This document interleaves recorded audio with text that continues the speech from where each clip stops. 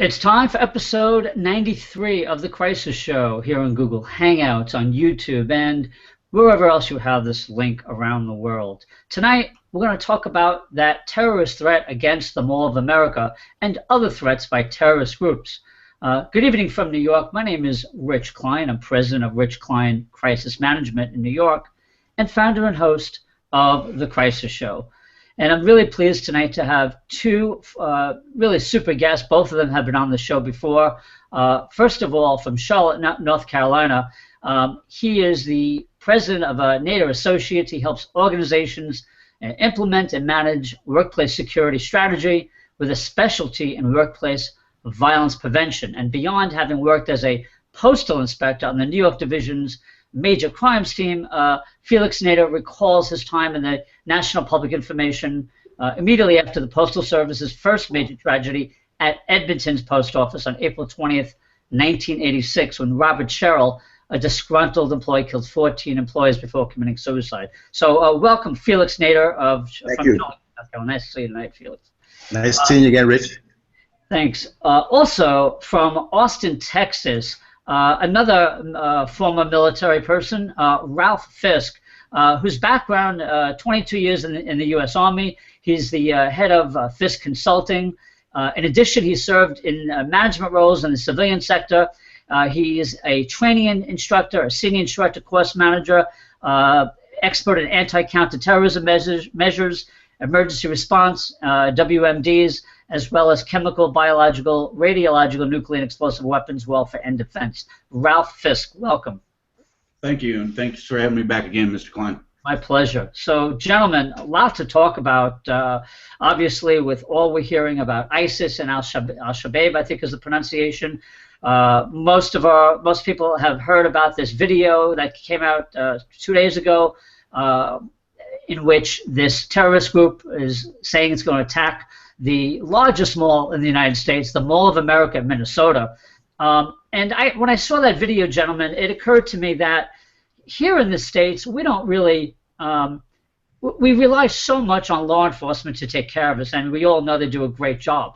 But the mentality, at least from my standpoint, is that we don't think about personal responsibility, right? We don't think about we wait for the law enforcement to get there after something happens. So where I like this discussion to go tonight, gentlemen, for the benefit of our audience around the world, is how can we think more intelligently about prevention, about threat assessment, and combating this kind of violence. So first of all, I want to, for our audience's benefit, I've heard the expression soft target. So maybe you guys can, one of you could pick up the discussion about where this, what is a soft target versus a hard target? Ralph, why don't you take that, Ralph? Okay. Well, the difference between a hard target and a soft target is simply put as this. Consider a military base would be a hard target. Consider a federal building more times than not would be a hard target. Hard targets are typically harder to penetrate, harder to attack, harder to get into. There are instances, of course, on military installations. We have seen it at Fort Hood. But that be a terrorist attack, but that was an insider, per se, terrorist attack. Somebody that actually had an authority to be there committed that attack. So it's a lot harder for terrorists to hit, drive through the main gate of a military installation and conduct a terrorist attack. Soft targets are those that have maybe some passive security measures, either closed circuit television, security guards, malls example, schools are an example, churches are an example, sporting events. Now what the U.S. has done recently after 9/11 is they've considered large sporting events, i.e. the Super Bowl, the national security concerns. So the federal agencies, if you will, Homeland Security, FBI, Secret Service, TSA, they've thrown a lot, FEMA have thrown a lot of resources at securing those venues because of the attention it would garner if something did happen there. But the smaller events, smaller college football games, things of that nature, they do have some security, but it's probably on the lower end of. It's nothing like you would see at a Super Bowl. All right.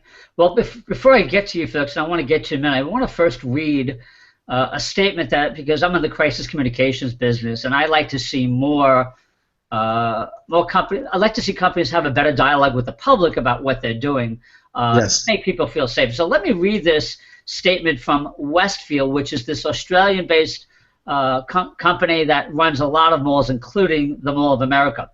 So they released this statement on February 23rd. I credit them for at least issuing something, but it reads as follows. There is no evidence of an imminent threat to our shopping centers, but as always, Westfield Corporation will take every available step to keep our shopping centers safe for staff, retailers, and customers. Westfield Corporation's policy is to not publicly discuss security procedures. However, our heads of security in the US and UK continue to coordinate their activities with police and government agencies. As usual, significant resources continue to be devoted to security arrangements in our shopping centers, and they continue to operate as normal. Felix, what's your reaction to that? I can't contain my reaction. It's too hilarious. Here's what it means to me. Holy macaronis, you better get yourself ready to be running as fast as you can, because something's going to happen. We don't know where it's coming from. You guys that got security on that in that mall, do the best you can until the cavalry arrives. But you know what? You might be on your own until we get there. That's what it means to me. Wow. Yeah, I mean, Ralph, your take as well? My take on that would be being the bad guy, and that's, you know, I'm red teaming here a little bit, and red teaming is a term that's used in this industry to look at it from the bad guy's point of view. You might be making things a little bit harder for me, but that's just things I'm going to look for and figure out ways to defeat them. You can't. One of the former Homeland Security directors said it best. We got to be lucky all the time. They have to be lucky once. So if I can slide through a side door or the front door unnoticed, you know, but you told me you got a lot of stuff. You know, you got some resources that are committed to it, but you just told me a lot by telling me nothing. That's right. That's right.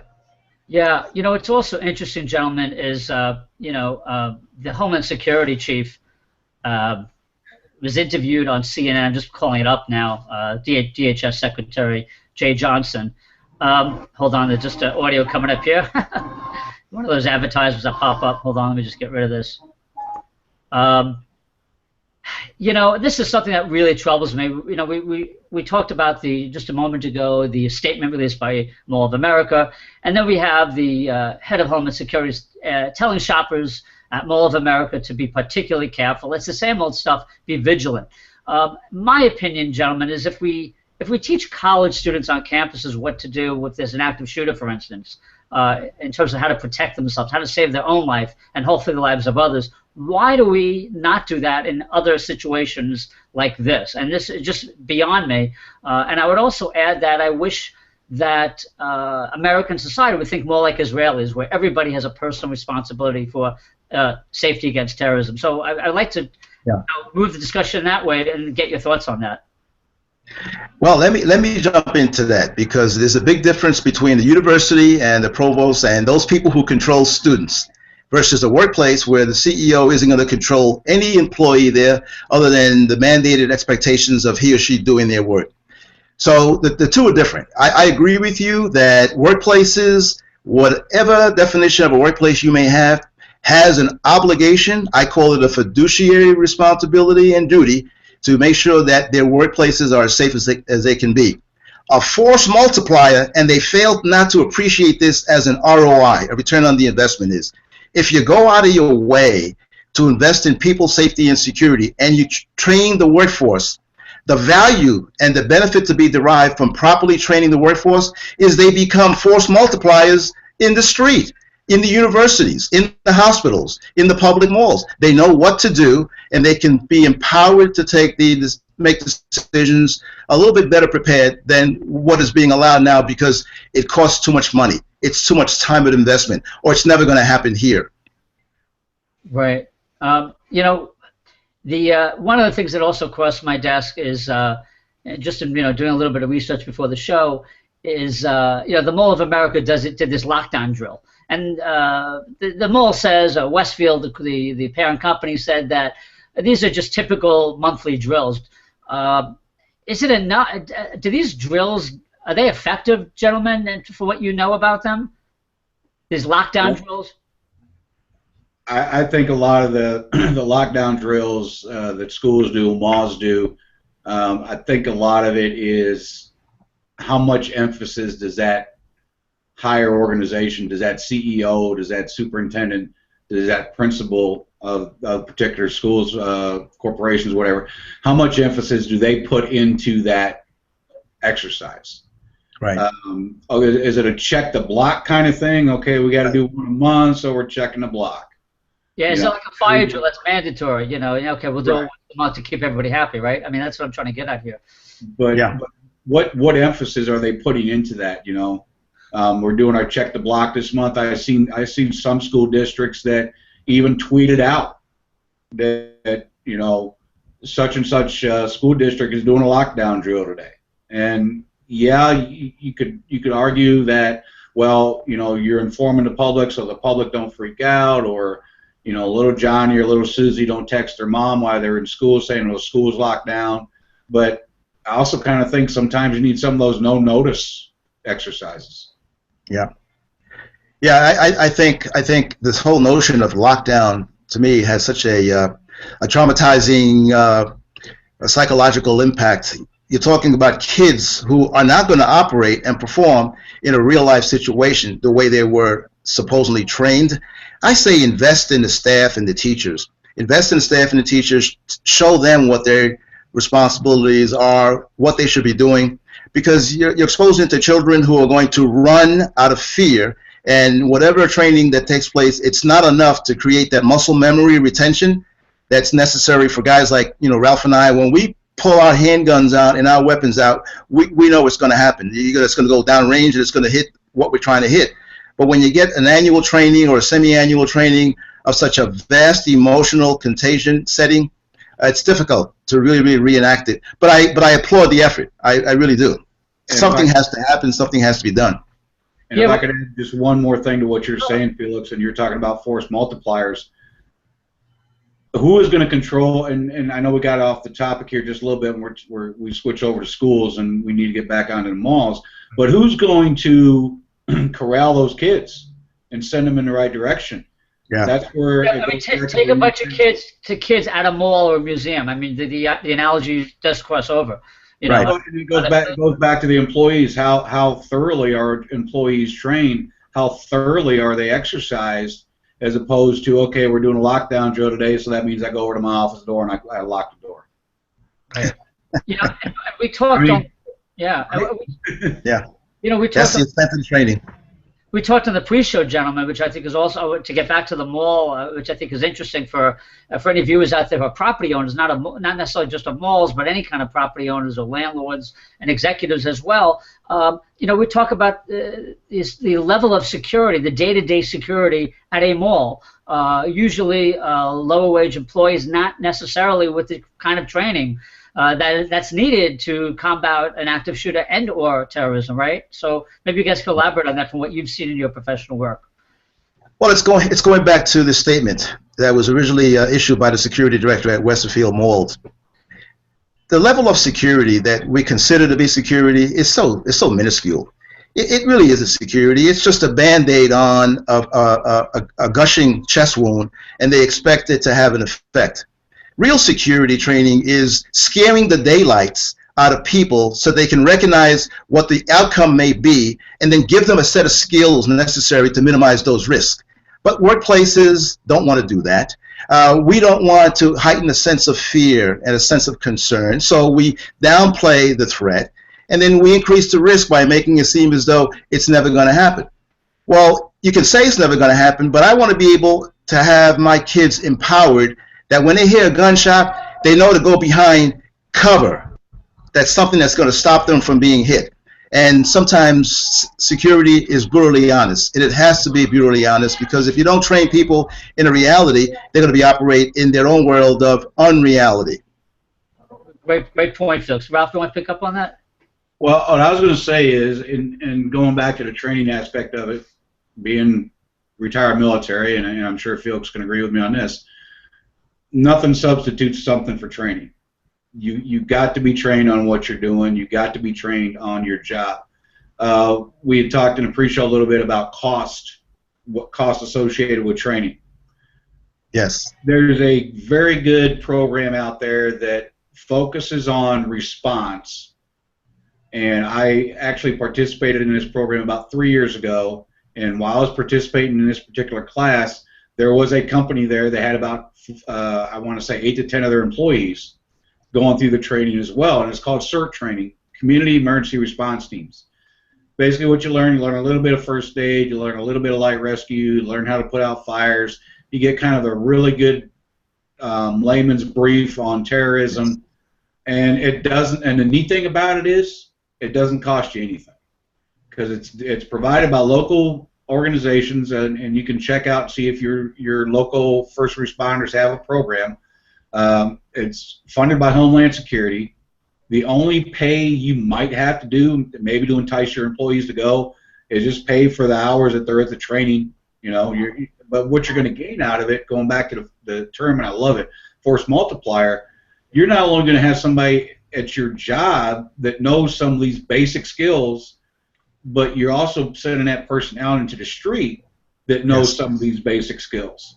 Right. And there's a lot there. Now, I'm not saying we need to go to the aspect of having a mall SWAT team, but the more you have, the more education you have, whether you're working in a mall, church, whatever, the better off you're going to be. And to take that personal responsibility and learn these things yourself, and we mentioned it before, have a personal emergency response plan. Absolutely, absolutely. And I'll tell you what, I can't mention the name of the company because he's not here, but a major global company, when the question was asked of the global security director, why are we going to such extreme measures to train the workforce? Don't we have a police force that's going to respond? And his response was, well, you've heard Mr. Nader's presentation, and I think the point that he's trying to make is we control our own environment. If we don't provide the training, the level of training that's commensurate with the ability, if you would, for our employees to do what they should do for immediate protective measures, that incident is going to be over in about 3 to 5 minutes, and you're going to have more dead people than you want to if you didn't empower them to be decisive on their own. So while we're saying that the police departments and Homeland Security offer you this training, we're not saying that these agencies are going to tell our businesses what to do. We have a dual responsibility here of training the force and also developing a proper response to a violent situation so that the employees can know what to do in regards to their personal responsibilities until the police arrive.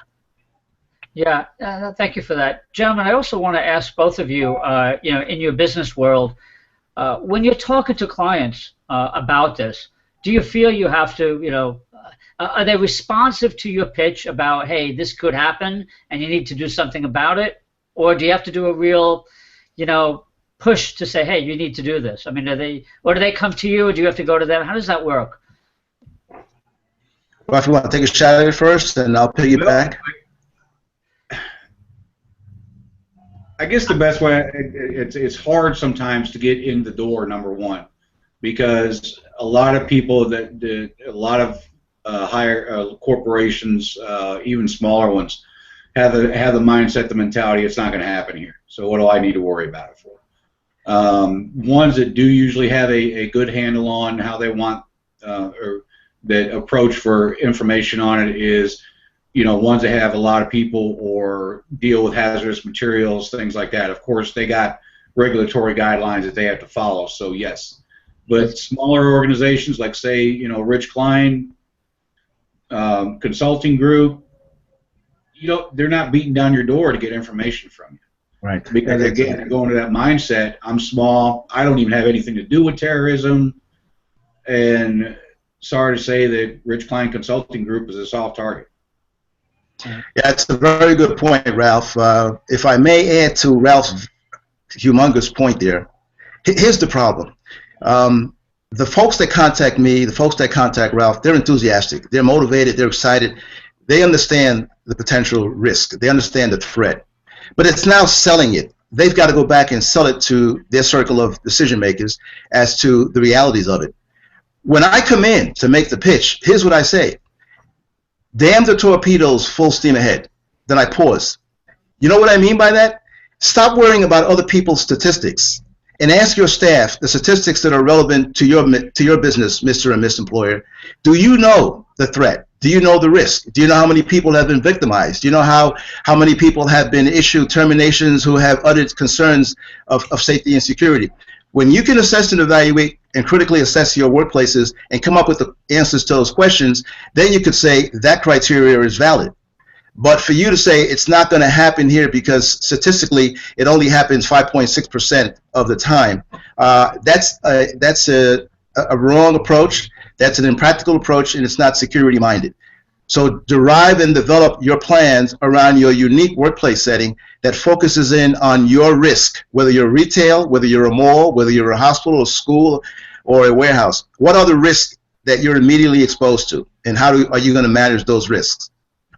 Yeah, I want to talk about those risks a little bit. You know, we talked earlier as well on the pre-show, and this is as a layperson in this area, gentlemen. What is the difference between workplace violence, active shooter attack, if you will, versus a full-scale terrorist attack like we saw in Nairobi, for example, where they took over a mall? So talk to us about that. Talk to us about some of the psychology behind it and the differences, if you will. Okay, well, there are two groups of people from my experiences. I call them the insider and the outsider. The insider, he tends to broadcast. And by broadcast, I mean people know that he's beginning to show those indications that he's got problems. Supervisors and management know the individual who's the problem. The outsider, he rarely broadcasts. Any broadcasting he's done, he's doing it indirectly to people that may have some tangential connection with him. So the differences and the approach to those individuals and the response to those situations are entirely different. I think when we try to lump these things together and we say active shooter, we fail to define and distinguish the differences between the insider threat and the outsider threat. A threat in a mall environment is totally unpredictable from the standpoint of response, unless you know what to do for your immediate protection. You don't know what the person looks like, you're unaware of who the person is, and you didn't plan properly for the identification of that person. So I think that's a totally different risk than one would encounter in the workplace. But even having said that, when you talk about predictive variables, everybody in our workplace exhibits the warning signs. So you create what we call false positives. Those warning signs are fairly prevalent in all of us.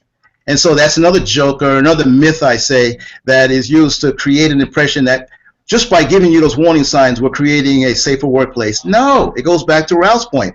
Give them the warning signs, but also prepare them for the if situation, prepare them for the when situation, because preparing for the if, it may never happen. And your investment is going to be so minimal based upon the fact that you don't think it's ever going to happen. Right. Ralph, same question, if you will. To echo one point that Felix made, and looking for indicators. If anybody's watching this show, even on this panel, can sit here and honestly say that they have never gotten mad at work. You know, no disrespect intended, but I'm going to call you a liar, because we've all gotten mad about something at work, and that's an indicator of a potential workplace violence. But that's right. Like what Felix said, we can give you all the tools in the world, but you also have to look for those there's other certain triggers out there that I'm sure Felix can elaborate on when dealing with workplace violence that's going to trigger that individual that's no longer just mad. You know, there's a difference between being mad and being angry and being hostile and being passive aggressive, whatever. What I would like to chime in on is on the terrorism aspect. With an active shooter in an active shooter situation, more times than not, you're probably dealing with somebody that doesn't have a lot of paramilitary training. So let's take a Westgate Mall, for instance.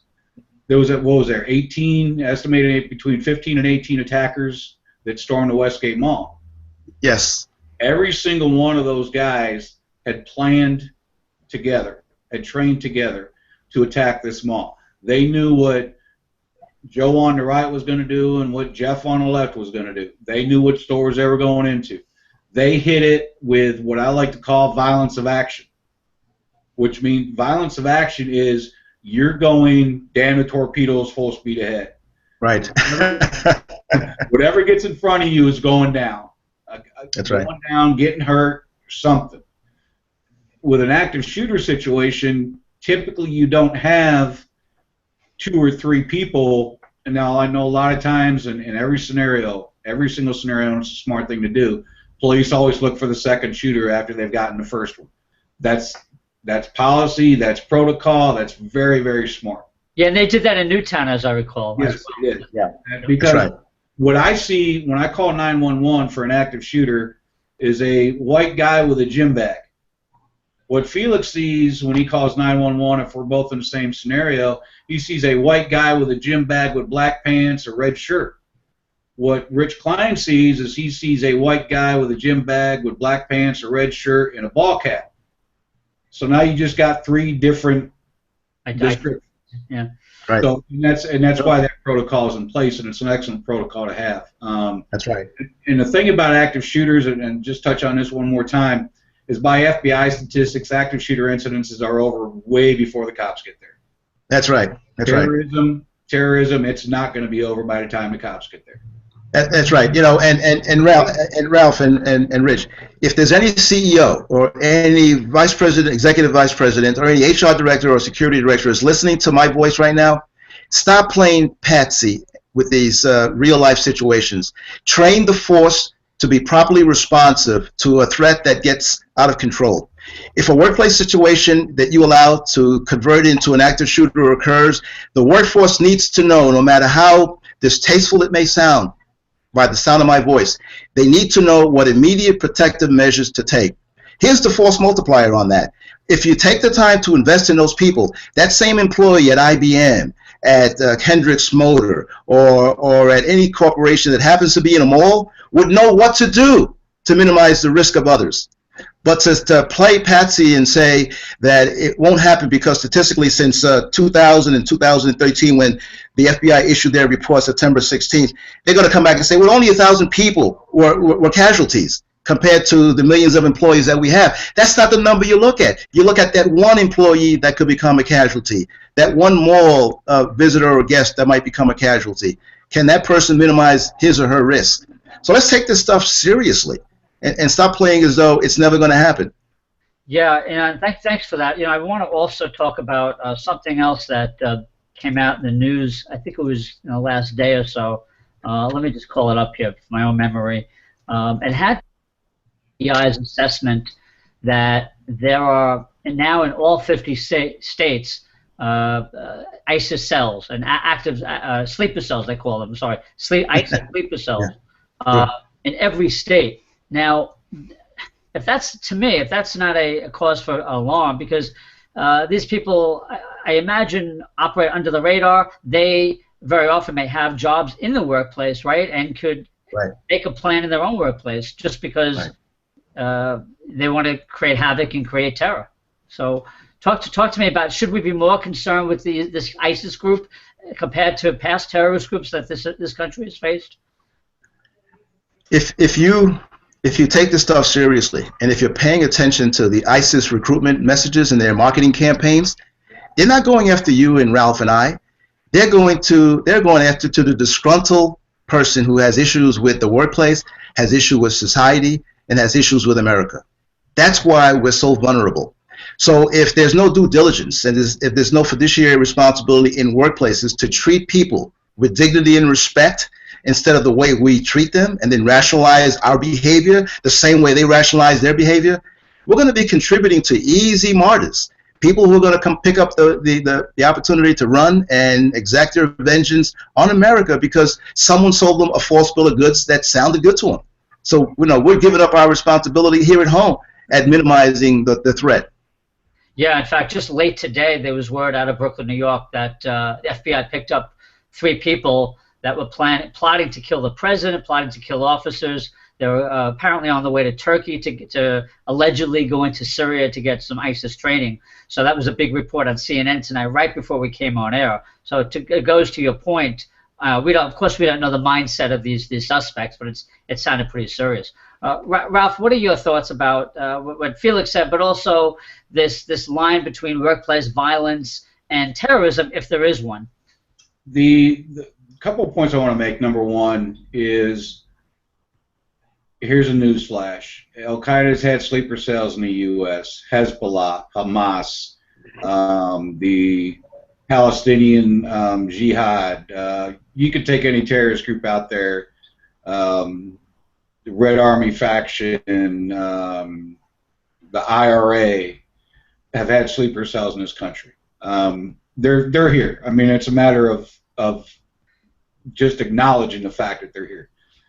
The other point I want to make is we get spun around Islamic terrorism because that's what's in the news, or radical extremism, however you want to call it. But what we also need to look at, and these guys know it, are groups that are flying under the radar that are just as deadly, if not more so, because they could look like any one of us. Right. You start talking about right-wing extremists, left-wing extremists. I mean, there's been car dealerships and condominium complexes burned up on the West Coast because of people that, you know, are environmentally extremists. The line between active shooter and terrorism, I think a lot of the ideology is not the word to use. A lot of the planning behind the scenes before an event actually happens, or I should say an incident actually happens, is pretty much the same. They're going to reconnoiter the target. They're going to, you know, get down some scheduling. They're going to get some pictures. You know, they're going to take selfies in front of a fire hose cabinet, that kind of stuff. They're going to be there watching somebody causing a bomb threat. They're going to be watching the response. A lot of that's the same. I think the biggest difference between an active shooter incident and a terrorist incident is the fact of the ideology involved. Right. And the ideology being, with an active shooter, they normally just want to go in there, make a point, kill as many people as they can within the shortest amount of time possible, and either come to their own demise or, you know, be taken out by police, or hopefully they try to get away. The ideology behind terrorism, whether it be Islamic, whether it be right-wing, left-wing, whatever, is they want you to see their pain. They want you to see why they're doing what they're doing. We're downtrodden, you know, we're not being treated fairly, they're taking away my guns, blah, blah, blah, are all ideologies that any terrorist organization has. The biggest ideology when you're talking about ISIS is they want a global Islamic caliphate. That's what they want. And back in 2000 and 2004, that was when ISIS was also known as, and get this, Al Qaeda in Iraq was actually the baby that ISIS has grown up into now. Was ran by a guy that pledged his allegiance to Al Qaeda, and now Al Qaeda's kind of disowned ISIS, saying, well, you guys play a little too rough for us. I couldn't believe that. Yeah. Right. You're a little too barbaric because you burn people in cages. And that's saying a lot. You guys are meaner than we are. And I mean, you're talking about organizations that crash planes in the buildings. Yeah, and let's talk about, you know, I wonder if either of you or both of you happen to pay attention at all to President Obama's recent summit on combating violent extremism. I did look into it a little bit. I wonder if you guys had a chance to even scan the headlines on that. Was that to you, if you did see any of it, more about public relations, or did you really think that it was a sincere effort to, you know, to start attacking this and to slow down recruitment? What were your thoughts, if any, on that? I think, if I could jump in, go ahead, Ralph. I'm sorry, Ralph. Go ahead.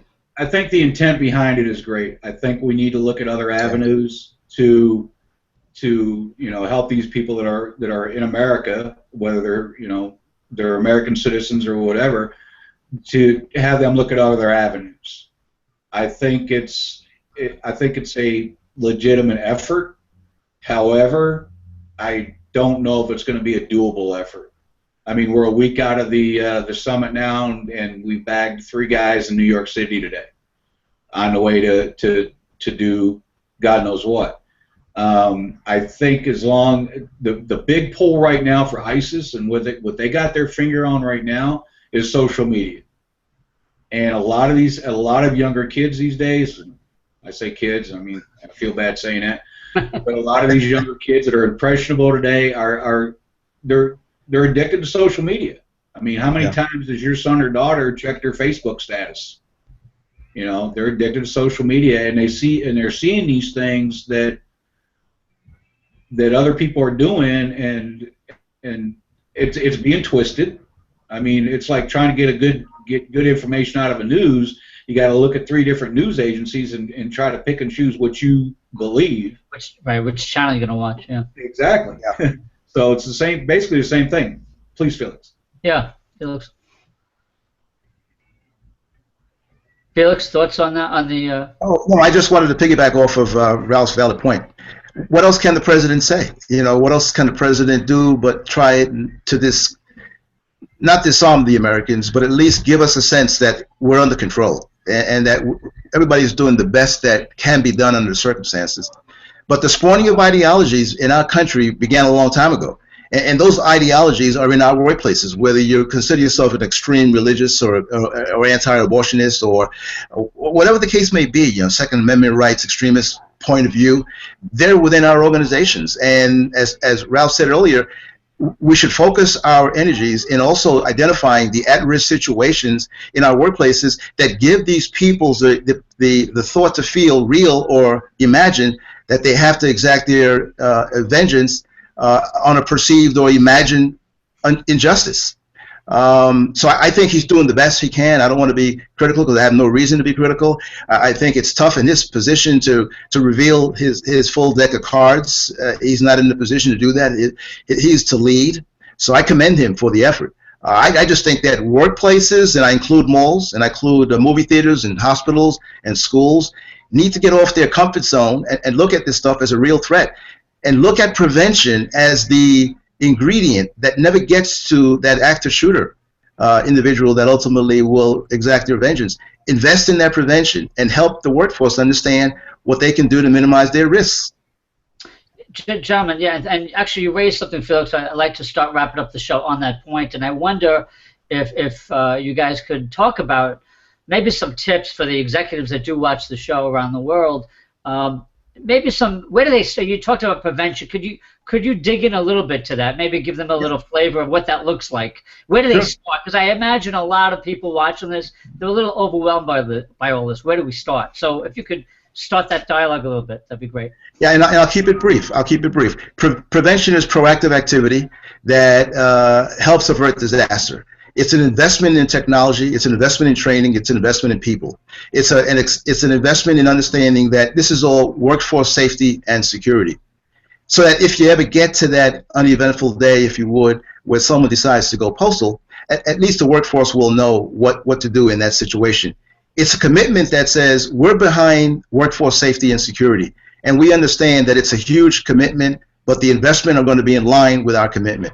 And essentially it means that everything that we do organizationally, the culture looks at how we operate, how we lead, how we supervise, how we manage the force and how we manage operations, and how we factor in the mental well-being of the workforce when we decide to outsource a department and we don't tell the workforce what we're about to do. We need to understand that these people have emotional situations for them to contend with, and we got to bring them into the decision-making process. Yeah, it reminds me what you just mentioned, like that movie Up in the Air with George Clooney. Yes. Firing them and doing it in such a cold, calculating way, and there's people, the reaction. But I imagine, I don't know if you saw that movie, but I imagine that would be a good case study for potential workplace violence. Absolutely. Let me just say this. John Nicoletti, who works out of the firm Nicoletti Flatter Associates out of Colorado, he says this: the Avengers are acting upon a real or a perceived injustice. Whether it's a mall shooting, whether it's a workplace shooting, whether it's a school shooting, they're all acting as Avengers, feeling as though they were wronged. What do we do to empower people who find themselves in those situations is the question I ask America. What do we do? Good point. Ralph? I want to take it another angle. I'm going to take it from everything that Felix said is absolutely brilliant. But the angle I would like to take it to is, one, and Felix has touched on it, there's got to be leadership involvement. Without leadership involvement in any kind of program, whether it's a training program for a new widget or a training program for emergency response. If the leadership is not involved in it, do you honestly think the employees are going to take it seriously? They won't. Go because they got to, but will they take it seriously? The other side of this is looking at it from a terrorist perspective. We talked a little bit about soft targets. Every single company in America is a soft target. Doesn't matter if you're a mom and pop shop in the middle of Queens or a big corporation, you are a soft target. The more you come out and say, well, it's never going to happen to me, it's never going to happen to me, well, what was the statistic I think Felix used? 1,000 people were killed in active shooter situations since 2013. That's 1,000 people. You think they woke up that morning and said it wasn't going to happen to me? You think the corporation they worked for woke up that morning and said, we're not going to have an active shooter situation today? And I just think that we need to take a lot more personal responsibility, number one, in our own personal safety and our own personal protection, and our own doing the right things until help does arrive. Because the FEMA's not going to be there right after an event. The law enforcement guys are not going to be there as soon as the shooting starts. It doesn't happen that way. It doesn't work that way. The more it goes back to a old commercial I've seen, and I think they got it out again. The more you know. I'm not saying you gotta go out and learn how to become a paramedic, but at least go to, and I'll throw out the Red Cross. Go to the Red Cross, learn some first aid. Get with your local first responding agency or your local Office of Emergency Management. See if they offer a CERT program. Become situationally aware wherever you're at. Know how to get out of where you're at. Where's the closest exit? It might not be in front of you. It might be behind you. If you've gone there with your family, know where your family's at. If you've split up, your wife's gone one direction, your husband's gone another, know what stores they were going to, so if something does happen. It's not something you got to spend 15 minutes developing a plan. It just should be basically, hey, I'm going over here to this store, my wife's going over to that store. We know where each other's at. And if for some reason we come out and we don't find each other, it's an automatic thing with us. We call each other on our cell phones. Thank God for cell phones sometimes. Right. But yeah, and then red team it. And red teaming, like I said, look at it from the bad guy's perspective. If you've thought of it, I can guarantee you somebody else has already thought of it too. So, think of worst case scenarios. Think in worst case scenarios. Train in worst case scenarios. Those are and if you're not thinking about the worst case scenario, think about the worst case scenario as a business continuity inhibitor. When there's a workplace shooting incident, when there's a mall place shooting incident, guess what happens? It becomes a crime scene. And if you didn't have adequate crisis management plans in place or a business continuity plan in place, guess what happens? Because it becomes a crime scene, your operation becomes nullified. You can't continue your business. So while we're talking about threat to people, it's also a threat to your business operations and your bottom line as well. So it's important to be adequately prepared. Absolutely. Gentlemen, I wondered in the last few minutes of the show, of course we saw what happened in France and in Denmark, and certainly on this show we've talked a lot about the United States, and at least my opinion, I think we all share it, that we need to do more as a society to get on board with personal responsibility when it comes to security and terrorism. But I wonder in your work or just study if you think that there are some other countries that are good examples in battling this, and is the United States ahead or behind any of these other countries in Europe or the other continents? I just wonder if you had any thoughts on that, because it seems to me though that this was a real wake-up call for France and Denmark for sure in some ways, so I want to get your opinion on that as well. I love Israelis' approach to safety and security. I really do. It involves the whole family structure, it involves every walk of life, every business, and their response is a response. It's not a reaction to a situation out of fear. It's a planned reaction, if you would, emanating from a thoughtful plan that went into what they were going to do. I think we ought to get off our dimes and consider that as a responsible way of minimizing risk and protecting our own workforces and workplaces. So I like to emulate the Israeli approach to safety and security. And I'm actually going to totally agree with that.